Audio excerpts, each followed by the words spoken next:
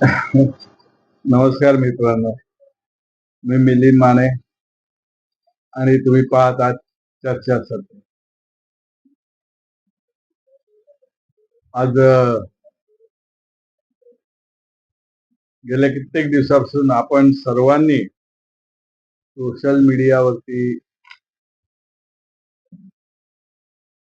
जंतर मंतरवर ज्या आंदोलन करण्यात आलं ते सर्व बघितलं. त्याच्यावरती बरेच व्हिडिओ आले, प्रत्येकाने आपापल्या प्रतिक्रिया दिल्या. आज सोशल मीडियावरती आहे ना, मला बघताना अक्षरशः सोशल मीडिया म्हणजे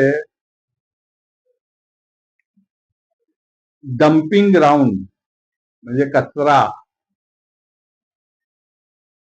जिथे आपल्या शहराचं वेस्टेज किंवा कचरा टाकला जातो एखाद्या ठिकाणी, त्याला डम्पिंग ग्राउंड बोललं. पण डम्पिंग ग्राउंड मध्ये सुद्धा आपल्याला ज्या गोष्टी पाहिजेत त्या उचलायच्या. त्याच्यात बऱ्याच गोष्टी अशा असतात त्या प्रत्येकाच्या कामाच्या असतात. त्याच्यातून काय उचलायचं आणि काय नाही हे प्रत्येक व्यक्तीने ठरवायचं. जंतर मंतरवर ज्या प्रकारचा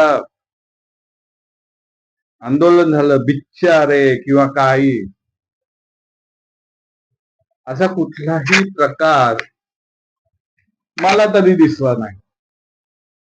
ज्या पद्धतीने आपली युथ किंवा भारतीय यांची मूल्य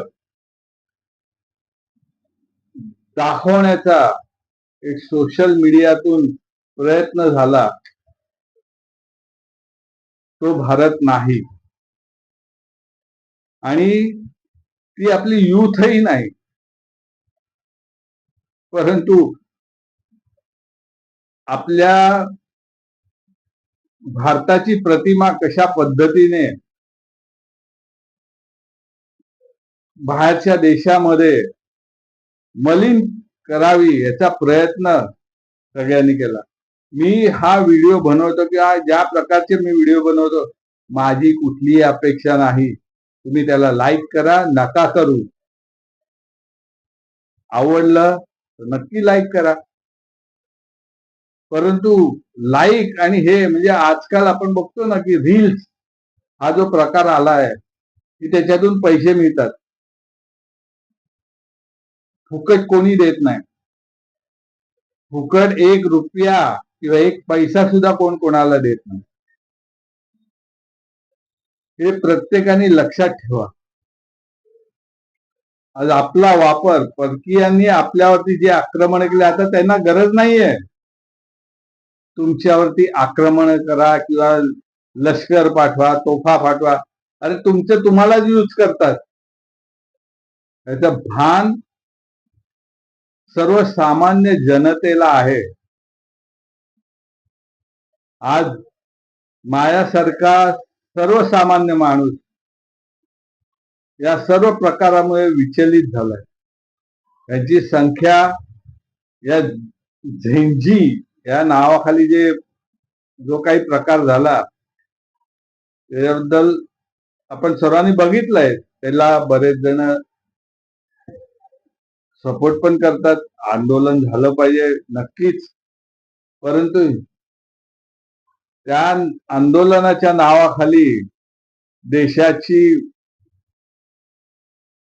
वाट लावायला, सभ्य भाषेमध्ये वाट लावायला ज्या शक्ती, परकीय शक्ती आणि आमच्या मधलेच काही ज्यांना पैसे मिळतात.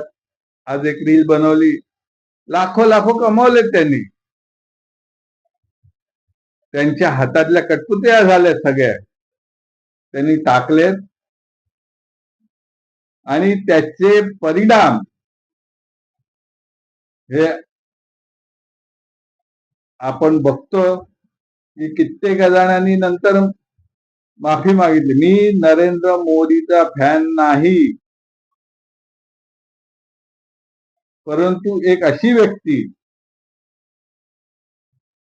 ज्यांनी देशाची दिशा सुद्धा बदलली आहे, देश सुद्धा बदललाय. पण आमच्याकडे पद्धत काय माहितीये ना, आम्हाला दिसत असून सुद्धा आम्हाला बघायचं नाही. कारण मोदींच्या विरुद्ध कोण बोलेल त्याला जास्तीत जास्त लाईक मिळतात, त्याला पैसे येतात. स्वाभिमानी देशभक्तांच्या व्हिडिओला किंवा कोणाला लाईक मिळत नाहीत, त्याला व्ह्यूज पण नाही मिळत. हे आपल्याला समजायला पाहिजे. कारण नरेंद्र मोदी यांचा व्हिडिओ सुद्धा मेटाने ब्लॉक केला होता. ज्या देशाच्या पंतप्रधानांचा व्हिडिओ जो ब्लॉक करू शकतो, आपल्यावरती एक प्रकारे ते लोक आक्रमण करतायत. त्यांना आता येऊन आक्रमण करायची गरज नाही, सोशल मीडियाच्या माध्यमातूनच ते आक्रमण करतायत. मोदींनी जंतर मंतर मध्ये ज्या लोकांनी अर्वाच्य भाषेमध्ये जे काही बोलले त्याच्याबद्दल मला काही बोलायचं नाही, त्या सर्वांना माफ केलं. परंतु आज एक भारतीय म्हणून आपण विचार करायला पाहिजे, आपली पिढी किंवा आपली मुलं कुठल्या दिशेने चाललेत याचा प्रत्येक पालकाने विचार करायला पाहिजे. आपण विसरून जातो भूतकाळात काय झालं. ज्या भारताची प्रतिमा संपूर्ण जगात चांगली आहे ती धुमिल करायचा आणि त्याची वाट लावायचा प्रयत्न या सर्व अराजक शक्तींनी केला. आणि न्यूज चॅनल तर त्यांना विकले गेले. ते कुठलाही न्यूज चॅनल वरती आता कोणाचाही भरोसा नाही. कारण पैसे मिळाले, आम्हाला फुकट काम करायचं नाही. आम्हाला कुठल्याही जे कॉक्रोच या नावाने जे केलंय ते आज झारखंडमध्ये छात्र आंदोलन करतात. तिथे कुठेही देशाच्या विरोधात कुठलीही किंवा पंतप्रधान नरेंद्र मोदी याच्या विरोधात कुठलीही नाही, ते आंदोलन नाहीये. पण त्याला ठळक बातमी जे प्रस्थापित मीडिया आहे त्याच्यात कुठेही दाखवली जात नाही. का? कारण लाचार लोक आहेत, त्यांना पैसा मिळतोय, पुंगी वाजवतायत. आणि हे बदल होणारच नाहीत. कारण जोपर्यंत मानव आहे, मनुष्य आहे, तोपर्यंत हे जयचंदची अवलादी या देशात ना या पृथ्वीवर राहणार. त्यांना आपण काही करू शकत नाही. परंतु कुठेतरी आज हा देश जो वाचलाय, आज ज्या ठिकाणी जाण्याचा प्रयत्न होतोय तो कोणीही रोखू शकत नाही.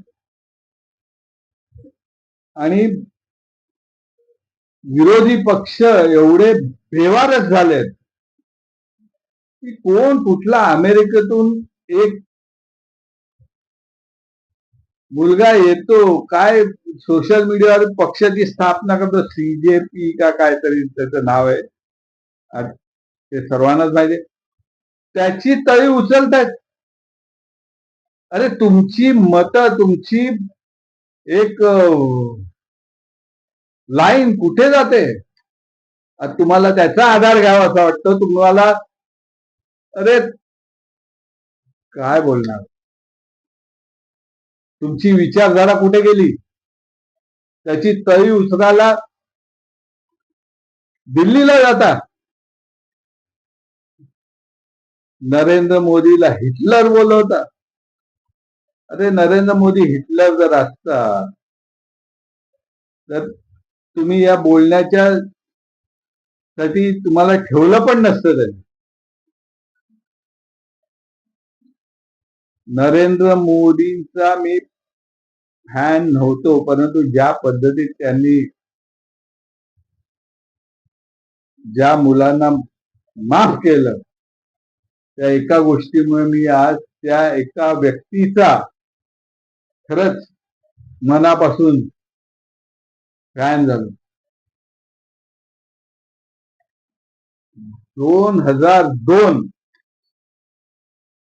गुजरातचे नरेंद्र मोदी मुख्यमंत्री झाले तेव्हापासून सोशल मीडिया असो, हे प्रस्थापित न्यूज चॅनल असो, किंवा आम्हाला सोशलिझमच्या नावाखाली जी बालगुट्टी, लहान मुलांना बालगुट्टी बोलतात ती पाजली, तेव्हापासून हे सर्वजण त्याच्या मागे लागलेत. आज 2014ला तेच नरेंद्र मोदी या भारताचे पंतप्रधान झाले आणि तेव्हापासून त्याच्या नावाने शंख, कारण आपण त्याच्या विरोधात लढू शकत नाही. आणि असं असतानाही आजही नरेंद्र मोदी सत्तेत आहे. याची या सर्वांना, नरेंद्र मोदीला कोणी तयार केलं? या प्रस्थापित मीडियाने. त्यांच्या मागे हात धुवून लागले. आजही ते मागे पाहत नाही, दूध धुत आहेत. परंतु मागे एक मी व्हिडिओ टाकला होता, धुरंधर. भारतीय जनता या सर्व गोष्टी शांतपणे बसते आणि येणारी जनरेशन त्याचा अभ्यास नक्कीच करेल. आज एवढे घायचुकीस आलेले विरोधी पक्ष यांचा एक कलमी कार्यक्रम आहे, नरेंद्र मोदीला विरोध करा. पण हे आज 2014ला नरेंद्र मोदी ना या जनतेने निवडून दिली. आणि आपण जेव्हा लोकशाही स्वीकारली तेव्हा या लोकशाहीमध्ये ठराविक, मला मान्य नाही हा कुठला न्याय, आम्हाला राजीनामा पाहिजे. लोकशाही निवडली आहे ना. आज भारतीय जनता पक्ष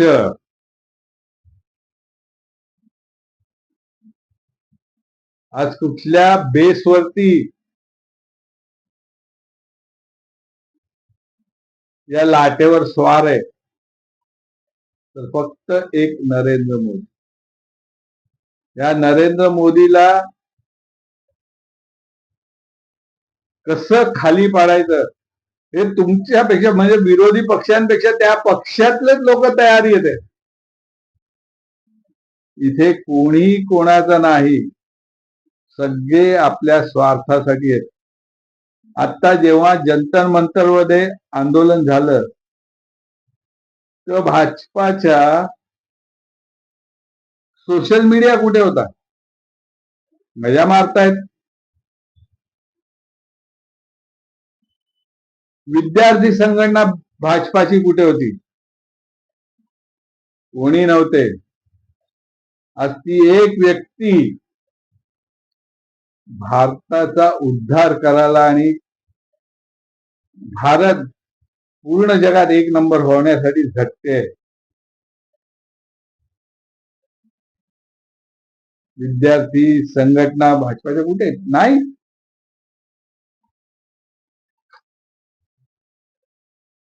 राजकारण समजायला भरपूर वेळ जाईल, पण हा व्हिडिओ बनवताना मागे मी एका व्हिडिओ मध्ये सांगितलं की रामायण महाभारत त्याच्या कथा मी वाचतो किंवा त्याचा बराच अभ्यास करतो. तर एक छोटीशी कथा तुम्हाला सांगतो आणि तुम्ही लाईक करा नका.